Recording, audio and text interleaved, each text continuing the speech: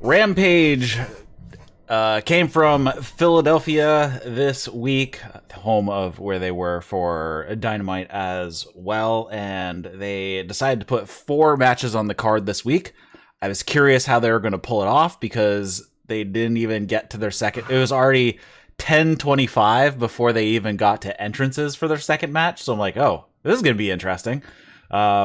But I didn't think one of the matches was going to go more than like a minute, and it didn't, so that was fine. But overall, this is a super quick watch, and there was like no fluff in this at all. I think there was one promo not related to the show. Oh, and there was a recap of the ladder match from Wednesday. But other than that, I think there's only one promo that had nothing to do with the matches on the show tonight. Yeah, they like replayed the women's promos about the TBS Championship tournament, but Rampage continues to be a very and easy to watch show. They also had a fun little injection where they forgot to add sound to it as well when they were running down the card for Dynamite. I saw that. So I had to go back because I thought my TV screwed up because I was trying to type as fast as possible. Then I went back and I'm like, oh no, they screwed up the injection, which was pretty funny. Indeed. Yeah. All right, so we have a few things to talk about. As far as like any huge stories coming out of this, I don't think there was much.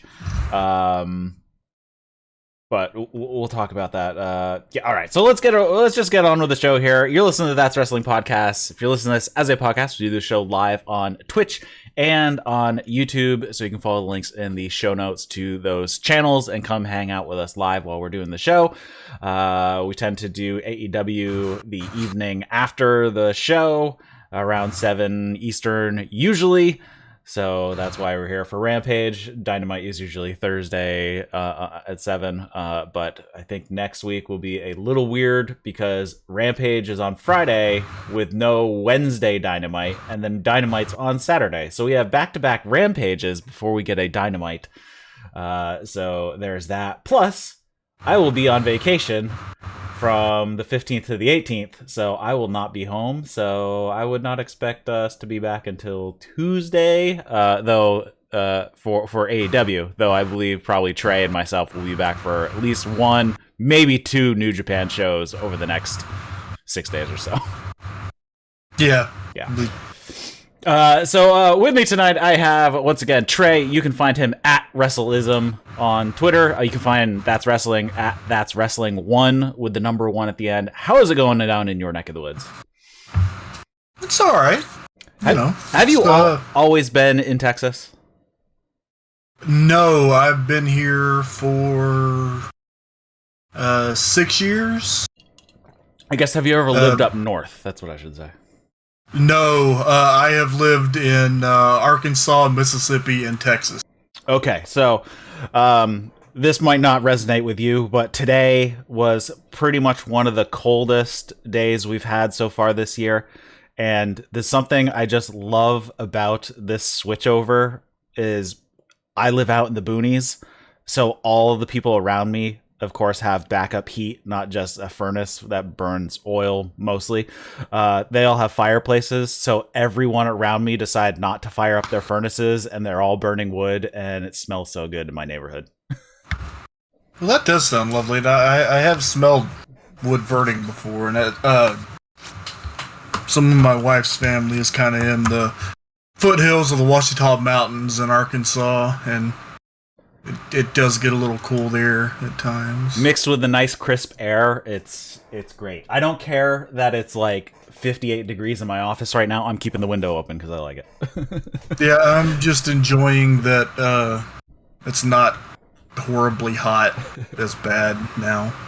All right, so let's get into this show. AEW Rampage, October 8th, 2021.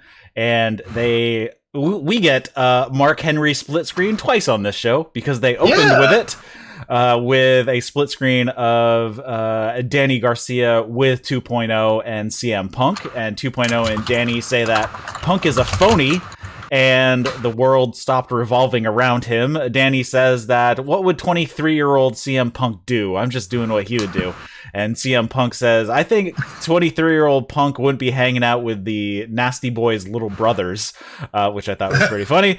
And I'm going to judge you on your wrestling ability, so I'm going to face you in the ring, and I'm going to beat you. Yeah, this was good. 2.0 and Garcia are so good, and then CM Punk is CM Punk. So, yeah, glad they had the promos here. I like how they all have different promo styles. Lee is like super over the top, straight out of the 80s. Yes. Parker is more of a 90s promo, and then Garcia is like dry as a bone. Yeah, and it works. Like, they have weirdly the perfect dynamic. Yeah, it's really funny. It started to grow on me. Lee gets a little grating, but yeah, it's funny how they all just kind of have like completely different promo styles. See, his completely over the topness just works for him so well that, you know, I dig it. Yeah, it gets really grating on BTE though when they have their segment that's like 3 minutes long. It's like, oh, I can't do this anymore. It's like 30 seconds of them I can live with, 3 minutes of them I can't. I don't mind that. I think they're pretty funny. I skip all of the Ryan Nemeth Me too. Like, stuff. Like, that jumped the shark a while ago. Yes. Oh, well, speaking of BTE while talking, did you watch this week's? Yeah. The Bucks car got broken into in the parking lot. Yeah. That luckily their stuff wasn't in it. They were out, like, it was when they were out shopping, I think. Yeah, and they said they weren't the only wrestlers that had their cars broken into during this visit to Rochester. So good job, Rochester. And this is just like, it just sucks for Matt. This is like just a few weeks ago. He got his very expensive Nike stolen, like, out of his bag. Yeah, the Dior's were stolen out of his bag by airport security, and Delta has done jack crap about it, and they haven't even like reimbursed him or anything. It's like, okay, those are like $6,000 shoes that got stolen by somebody. Yeah, and I'll say, like, I don't understand the sneaker thing at all. Like, but then again, I have a lot of shit that I'm into that people don't understand, so I'm not judging anybody. You know, it's cool if that's the thing you're into. It really tickles me when the sneaker people get mad at the Bucks for like doing shit with the sneakers, like the thumbtacks and stuff. Yeah, I mean, they're not putting them on like that $6,000 Dior's. They're probably putting them on like a $300 pair. So, you know, and it's wrestling. You spend money to make money, and you're going to destroy stuff, and that's kind of the point, right? Dude, if I will spend like maybe $75 on a pair of sneakers, and I expect them to last like a year at least of daily wear. Which actually, it's been so long since I have like regularly needed to wear proper shoes anywhere that I have like one pair of Asics that have lasted me like 4 years now. Yeah, I burned through my my hiking shoes, probably 3 pairs during a summer and then a winter boot. So I usually go through 4 total for that, and those all cost $130, and the boots cost $180. But I burned through them because I put like 600 miles on them in like 3 months. So, all right. Damn, anyways, CM Punk versus Daniel Garcia kicked it off for the evening. They start off with a test of strength to begin with. Punk. Okay, I always called this, or at least my mom always called this when she did this to me. She always called it a bow tie, when you pull the person's arms around their own neck. Yeah. Is that a bow tie? I always called it a bow tie. I would call it a necktie, but okay, same thing. Close enough. Okay, so I wasn't the only one. Headlock from Garcia. Punk takes down Garcia with a shoulder tackle. We get a heel hook from Punk. Punk no-sells a chop and slaps the taste out of Garcia's mouth. A couple body slams, a shot to the kidney, some stomps in the corner from Garcia when he makes a comeback. Punk picks up Garcia for the GTS. 2.0 help him escape by jumping up on the apron and then beating him up behind the ref's back. They smash Punk's knee into the ring post a couple times, drop kick to the knee, tons of different attacks to Punk's knee, and Punk was selling it the entire time. He was limping around for the rest of the match. They exchanged some strikes. Punk hits a few step-in shoulders to the gut in the corner, and then back to attacking the knee for Garcia. He takes a moment to play to the crowd, and then he misses a drop kick in the corner, so he gets hung up on that top pad and flips over and basically lands on his head. Garcia shoots for a single leg, but Punk ends up hitting a knee strike to the face instead. I love that spot. Very cool. They exchange forearms. They exchange Mongolian chops. Punk checks a kick and hits a roundhouse to the head for 2. He hits a leg lariat, swinging neck breaker, rising knee, and then Garcia hits an Olympic slam for a 2 count, and we get a short arm clothesline and a Pepsi twist from CM Punk for 2. Garcia puts on the sharpshooter. Punk gets to the ropes. Danny is run into both of 2.0 as they jumped up on the apron on opposite sides. Punk goes for a dive off the top to the floor, and they did not break his fall very well. he really slammed into the... Did you see him like talking to the guy in the front row like, holy shit, that did not work out very well? Yeah. Yes. Springboard clothesline back in the ring. He hits a spike pile driver and then puts on the Anaconda Vice and taps out Danny Garcia. Yeah, Punk is kind of like a gray bearded tattooed Bret Hart. It's really cool. Like he's slowed down, and he was always more of a thinking wrestler than a spectacular like work rate guy. But you can tell that he studied like a lot of Bret Hart, and he's working a lot smarter. I really like this match. Dude, a guy like Daniel Garcia is just worth his weight in gold to have on your roster. This was just such a well-wrestled match. Yeah, I thought it was pretty good.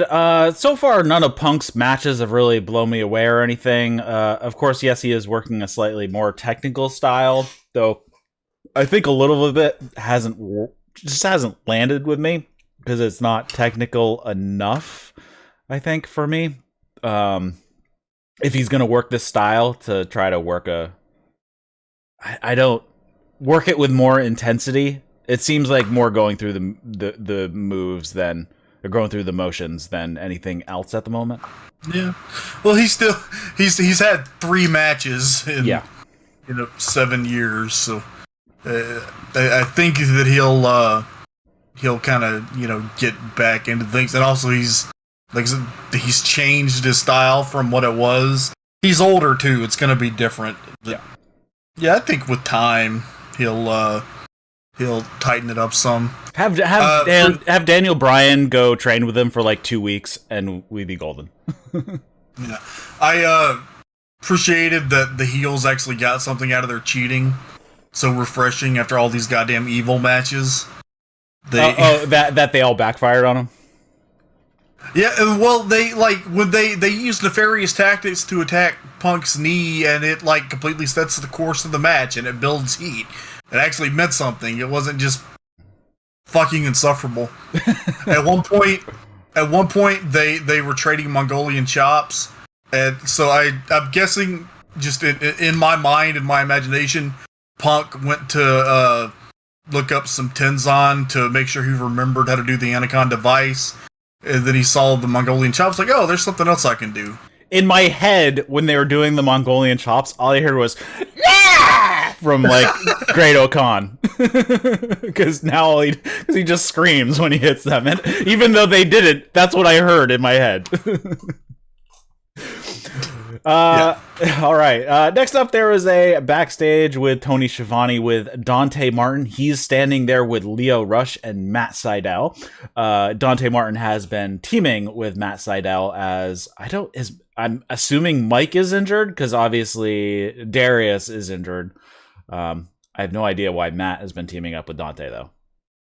Yeah, I don't know. I don't know if he's injured. I don't know if he's... Like, I don't think he was signed. Maybe he's... maybe they're not bringing him anymore, but I don't know. Who knows? So anyways, they've been a recent tag team, and Matt says, Lio sounds like a junk bond salesman. And Lio says, what I'm selling to Dante is real. It seems like you're the one that needs to prove their worth around here. You know what? I'll get you a match next week with CM Punk. And Matt Seidel says, if you can get me that match, I'll show you that my value is worth more than money. So, yeah, he went from being like, fuck this guy to being so excited. Right? Like,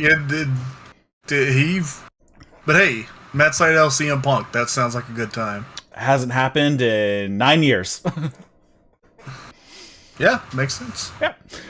Next up, and Seidel's another guy who's doing a more technical style these days, so that'll be interesting. Yes, when you've been flying around and landing on your knees for the past 20 years, it's probably time to change things up to not kill yourself.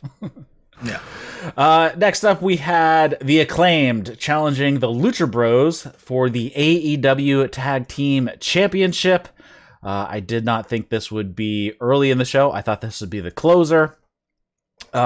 This match was way shorter than I thought it would be. With entrances, it was only 11 minutes. That was including the entrances. The bell to bell, it was 5:17. Yeah. I thought this match would go way longer. What Acclaimed, they get the jump on the Lucha Bros and go straight into the heat, and as soon as they did that, I thought, oh, this is going to be a shorter match.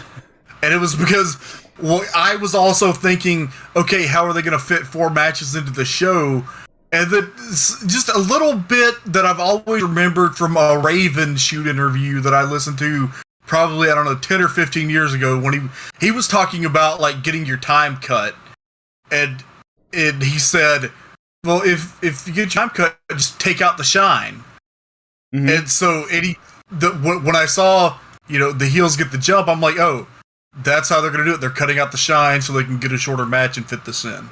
Yeah, I mean, this is one of the instances like, okay, why did you schedule 4 matches for Rampage? You've never slammed 4 matches into an hour on Dynamite, so why would you do it on Rampage? So, yeah. We knew that the next match was going to go really short, but still, that was an unnecessary match, so you could have just cut that match, but, I mean, it's fine. I didn't have a problem with it. So the Acclaim attack the Lucha Bros when their backs are turned. Before they even got into the ring, they're standing on the apron facing the hard cam, holding their belts up. They have both the AAA belts with them these days and the AEW. Though Penta wasn't carrying the AAA belt. Well, it's funny because they have announced next week Lucha Bros defending the AAA tag titles against somebody, but they are actually defending the AAA tag titles tonight, which is created a little kerfluffle that, in theory you're giving away a finish, or you've got a situation that could in theory be, bungled horribly. You could lose the match. I mean, that's fine. Yeah. I mean, it's not the first time that... Or it's not... I mean, I don't have a problem if they line up a couple title matches in a row. Because, I mean, it can happen. They'll lose the title match, and then it's like, oh, well, now we need to do something else because those title matches are now null. Which I'm fine with. The match on the AAA show tonight is Penta and Phoenix against Laredo Kid and El Hijo del Vikingo, which sounds freaking awesome. So I'm going to have to track that one down. Cool. So they attack the Lucha Bros on the outside. We get, but then the Lucha Bros come like right back. We get a double head kick from Lucha Bros on Caster. Stereo thrust kicks to both of the Acclaim from one of each of the Lucha Bros. Caster grabs Penta, so the ref has his attention over that. I think it was Aubrey. She was facing away from the ramp, and Bowens was out on the ramp side of the ring. Phoenix goes for a dive to Bowens. Bowens smashes him with the boombox. Caster blocks a DDT. And hits a suplex. Actually, this was really awesome. Penta went in for like a kind of like a pop-up DDT, or almost like a diving DDT just from a stand, and Caster just blocked it and then just powered him over for a suplex. Double teaming from the Acclaim, a running knee and a senton for 2. Penta fights out of trouble. Phoenix gets tagged in. He kicks the crap out of Bowens. Hits a big cutter for 2 count. Super kicks all around from everybody. And then Phoenix hits a double rolling cutter on both of the Acclaim. And we have a quadruple down. Bowens rakes the eyes of Phoenix. Hits a rolling elbow. Penta pushes Caster off the top rope, though, before they could... I forget what their move was. What's their finisher? The mic drop. Yes. Diving elbow. So before he could go for the mic drop, Penta pushes Caster off the top rope, and then he hits a drop kick to the ass, and then they hit the assisted Fear Factor for the victory. And as you said, it was a short, just under 6-minute match. Yeah, Caster's rap was really good. He had a line in there about packing heat like Arn Anderson, and a Rocky Balboa diss, and another sports reference I didn't get, but that was good stuff. And even Jericho on commentary got out of, you don't diss Rocky Balboa. Right. So yeah, the match was fine. I would have liked to see it a little bit longer, but it for 5 minutes, it was good. I am a fan of occasionally just... having a quick dominant win by the champions. So I was good with this. Then they had a ladder match recap. Nothing new there. Then we had Jade Cargill versus Skye Blue. On the inset, Jade says Skye Blue is not TBS title material, and tonight she's going to show everyone why. And Skye Blue gets a jobber entrance. Jade wants Skye just to lay down so she doesn't have to beat the crap out of her. Skye hits a forearm, but then gets caught, gets hit with a fall-away slam, pump kick, jaded, and that's it. Yeah. The way they did a cool little spot to get into the position for the finish. Yeah, she went for the Cazadore, and she just grabbed it and turned it right into jaded. So that was cool. Yeah, it was fun. Jay keeps beating on Skye Blue after the match. Thunder Rosa runs down with a chair for the save, but makes no contact with Jade because her and Smart Mark Sterling bailed before that happened. Yeah, so you think that might be the TNT or the TBS title finals? Jade and Rosa? I mean, if it is, it's not going to be that good of a match, so I hope not. I mean, I'm sure Thunder Rosa can probably pull at least a half-decent match out of Jade, but I'm not banking too much on it. Somebody's got to beat Jade. Maybe that's a first-round match. Yeah. Yeah, if they put Rosa and Jade as the first match, then Rosa can beat her. I'd be fine with that. I'd be very disappointed if Jade beat Rosa on a one-on-one. That would be bad. They run down Rampage for next week, which is actually the next show coming up, as Dynamite is moved to Saturday. So Rampage, the next show we're going to see is CM Punk versus Matt Sydal. So Lio Rush made that match happen. At least storyline-wise. We're going to have the Bunny versus Ruby Soho, and the Inner Circle, so Jericho, Hager, and Sammy versus Men of the Year and Junior Dos Santos. That should be interesting. Indeed. In Miami. And it's a live show, I believe, too. Yes. They also run down Dynamite, which is going to be the following night on Saturday. So Dante Martin and Malachi Black, the Lucha Bros, face the mystery team, Friends of Andrade, for the AAA tag titles.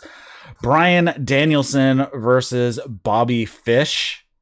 That should be awesome.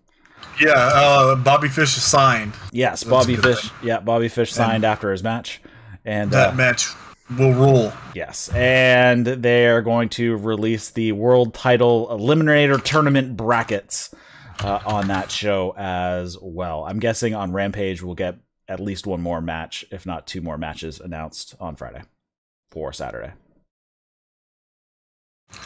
Yeah, probably. And this is where they screwed up on the injection, because they injected the World Title Eliminator card with no sound. So, oops. We have another Mark Henry split screen, this time with Team Taz, without Taz, and Brian Cage on the other side. And Stark says, I've been saying since I got here that I'm the best, and I'm going to whoop Brian Cage's ass. And Cage says that, what are you going to prove you can do? Hit me with a title? Tonight I'm going to show nobody better, especially not Ricky Starks. This is probably the best promo I've seen out of Brian Cage since he came to AEW. Yeah, and that was that little homage to his friend Chris Kanyon. Yeah, I mean, that's what he's been doing it the whole time, and people ask, why does he do that? I'm like, that was a Chris Kanyon thing forever. Even I knew that, and I didn't even know that they were, like, really good friends until recently, but I'm like, well, that's obviously a Chris Kanyon thing. Yeah. Chris Kanyon was doing it 20 years ago, and, like, some people never picked up on it. That was a Chris Kanyon thing, and that's why he does it, because he was, you know, really, really good friends with Chris. Chris Kanyon was great, and he had awesome music. Yeah, he was ahead of his time, and it's just the whole thing of his life after, or even in WWE, is just sad. Did you see the Dark Side of the Ring? I did not, but I heard it was sad. Yeah. And then we had... Go for it. The one last night, or this week, was bonkers, man, about Johnny K9, aka Bruiser Bedlam. He was like this nice, polite Canadian guy who was also involved with motorcycle gangs and went to prison for bombing a police station. Well, alrighty. It's bombing a police station. That's pretty hardcore right there. Well, to be fair, he didn't mean it to blow up the police station. He meant the bomb for a strip club. Good. That makes it better. No, I just thought it'd be funny. Brian Cage versus Ricky Starks for the FTW Championship in a Philly street fight. Of course, Philadelphia being home of the good version of ECW, or at least the better version of ECW. Ricky, the real ECW. Yeah, the real ECW. I'll have to bring this up right now. Did you see Punk coming out when they were celebrating the ECW people after the show? I didn't see it, but I saw the thing, and I thought I was doing something else, so I didn't look at it. But I noticed that, and I chuckled to myself, and I wondered if they addressed it. Yeah, so he came out and he says, "Man, I'm upset. I didn't get invited to come out here with the ECW guys. I mean, I was ECW champ." and Jericho and Tony and Dean and Jerry Lynn were all just laughing because it was pretty funny. And he's like, and Jericho's like, "Don't we love having CM Punk back when he can come out here and do this stuff?" And he's like, "Yeah, I just came out here to poke fun, and I'll leave now." It was pretty funny. Brian Cage, Ricky Starks for the FTW Championship. Ricky tries to bring a chair in right before the match even starts, but Cage just pounces on Starks. He hits an overhead suplex and then hits Starks with the chair in the back a few times. Starks thrown into the first row, and then he gets a big chop thrown into the barricade, and he gets backdropped onto the apron. He goes under the ring for a trash can, and out drops a pool cue and a pipe as well out of the trash can. He throws that all in the ring. I think there was a chain in there as well that landed on the apron. Yes. That comes into play in a little bit. Starks gets a hold of it and hits him in the Brian in the stomach with the pipe, or with the pool cue. tornado DDT from Starks for a 2 count. The trash can lid, he hits Bryan in the head again and again and again for a 2 count. Starks wrecks Cage with a pipe and chokes him with it. Or is it not Rex? Wax. I put wax Cage with a pipe. He whacks him right in the elbow with it. Chokes him with it. Ricky yells out, "He's not FTW." Starks, I think he asked the question, "Is he FTW?" Starks wedges a chair in the corner. Starks gets caught and just overhead tossed by Cage. Starks picks up a chair and Ricky comes up and grabs some chain. It's wrapped around his hand, and he punches Brian Cage with it. Hits a leg drop with the trash can, which I thought was a fun little spot. Cage in the corner, and Starks sets up a trash can. I'm not sure what he was going to do with it. I think he was going to use it as a launch pad. That's kind of what it looked like. But Cage super kicks him and then smashes the trash can into Ricky's head. Hits a pump handle face down slam on the trash can. And then Hook comes down. He's wiped out. Hobbs comes down. He's wiped out. Stark hits Cage with the belt and then hits a spear for 2. And he is just mad, and he starts whacking Cage with the pipe again a couple times. Starks then spears himself into the chair that he had wedged in the corner. He comes up bleeding. Bryan hits a massive discus lariat. Hobbs breaks up the pin, and while the ref, it didn't even matter that the ref was dealing with it anyways because no DQ, low blow from Hook, and then Starks hits Bryan with the Rochambeau and pins Brian Cage to retain the FTW championship after he basically had to fight 3-on-1. Was this like the first time that Hook really took a bump, like a serious bump? I think so. I can't remember. Yeah. Oh no, he took some in the cinematic match with Sting. Oh, okay. So yeah, I noticed that he got fucking killed with that lariat. This match was like I thought they used the weapons efficiently, and I thought it was I don't know. Good story, I guess. Yeah, brought in a few things that you don't see as often. One, the pool cue and the pipe. Those are 2 things you don't usually see come out. A length of chain we'll see once in a while, but I liked how they did this here, where Bryan went to swing with the chair, and when Starks ducked, he's like, "Oh, there's a chain right here," and he picks it up and wraps around his fist and just smashes him with it. And then the leg drop, use under grabbing the trash can and hold it under his leg. I thought that was a fun little spot. Yeah, Taz losing his mind on commentary when it looked like Starks was going to lose was just made it all better. Mm-hmm. But yeah, I'll say just exceeded expectations. Yeah. I guess where do they go here? Are we still going to have Bryan against Team Taz? Because he's basically been screwed twice by the entire team. So does this continue on and he gets some other type of match that somehow excludes Hobbs, Hook, and Taz? Hope not. Hope it's time to just move on and we'll see where it goes. Yeah, it's time to take the L and move on. All right. It's about time Team Taz wins a feud. So that was it. That was the entire show of Rampage. Really not a ton of newsworthy stuff, and just some really good matches to watch. And CM Punk versus Seidel announced for next week, so that's going to be interesting. It's really Rampage is on Friday, Dynamite is on Saturday, so we have no AEW for the next 6 days. So hard. We got a lot of New Japan to watch, so yeah, got a lot of New Japan to watch to catch up on. Anything else you want to touch on with AEW before we wrap it up here? And then if you're watching over on Twitch, we'll be right back. If you're watching over on YouTube, you'll have to switch over to the other scheduled stream, and we're going to be talking New Japan Night 9 and 10. So anything else before we wrap it up over here on the AEW? I like that Excalibur's standard sign-off line now is AEW, the home of professional wrestling.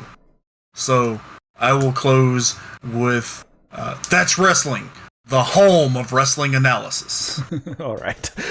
So thanks everybody for watching That's Wrestling. If you're listening to this as a podcast, we do the show live on Twitch and on YouTube, so you can come hang out with us live when we do those shows. You can always grab the podcast later on all your favorite podcast apps as well. Comments, question, feedback, you can send those to me over on the Twitter at That's Wrestling 1, and you can come join our Discord. Link is in the show notes for that, and you can join and follow Trae at Wrestleism on the Twitter. So for Trae, my name's Eric. You've been watching and listening to That's Wrestling. See you later, guys.